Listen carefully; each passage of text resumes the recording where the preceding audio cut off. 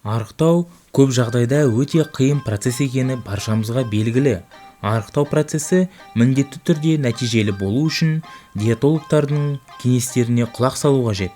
Кәсіпқой диетологтар тез арықтау үшін дәрі-дәрмек қолданудың қажеті жоқ екенін баяғыдан ескертеді. Ең бастысы салауатты өмір салтын ұстаныңыз. Арықтаудың бірінші тәсілі – тәттіден бас тартыңыз.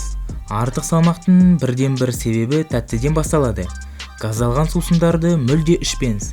Газдалған сусындардың құрамына қайта-қайта шөлді арттыратын заттар кіреді. Ал бұл заттар денсаулықты құртып қана қоймай, артық салмақ қосуыңызға біршама үлесін қосады. Мұндайда ең пайдалысы үйдегі жемістерден өз қолыңызбен жасалған табиғи, таза шырындарды ішіңіз. Егер шынымен арықтағыңыз келсе, тәтті және газдалған сусындардан, торттар мен кекстерден жалпы тәтті атауларының барлығынан бас тартқаныңыз жөн. Көбірек жеміс-жидек жеңіз. Жеміс-жидектерде май жоқ, бірақ оларда көптеген дәрумендер мен өзектер бар. Сондықтан күніне 1-2 жеміс-жидек жесеңіз, сіз қарныңызды тойдырасыз, осылай аштық сезімінен арыласыз. Бұдан басқа жеміс-жидектерде пайдалы көмірсулар бар. Олар арықтауға еш кедергі келтірмейді. Керісінше, олар заттектердің алмасуына өте жақсы көмектеседі. Жеңіл-желпі тамақтану. Негізгі тамақтану кезінде адам өзін тойдырмаса, көп уақыт өтпей-ақ қарнының ашуына әкеледі.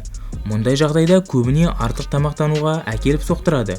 Сол үшін түстік пен басқа да жеңіл-желпі астардан бас тартуға болмайды. Бірақ олар пайдалы ас болу керек. Мысалы, ірімшік немесе көкөністер. Теледидарды өшіріңіз.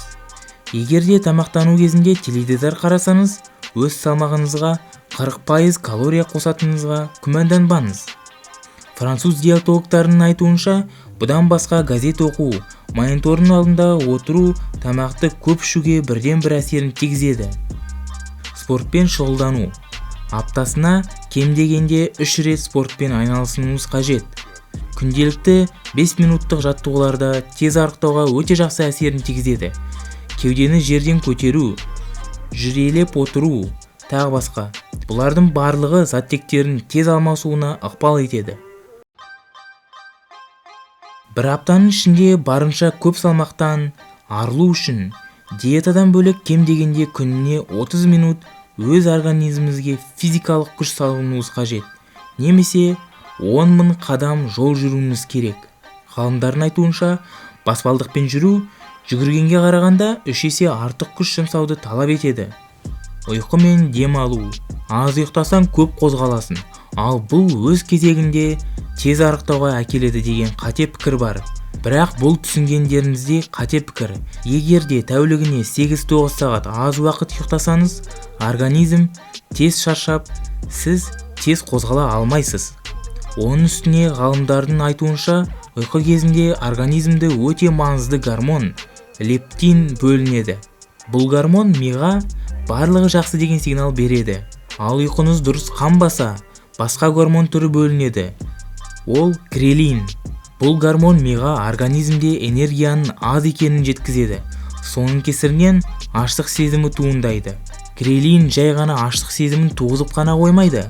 Организмнің сізден жеңіл-желпі емес, ауыр тамақ түрін жеуді талап етеді.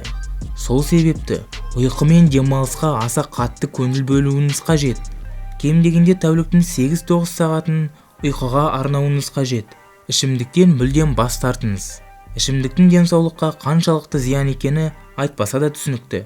Диетаға келгенде бүкіл спирттік ішімдіктер денсаулыққа 2 есе зиянды әсерін тигізеді.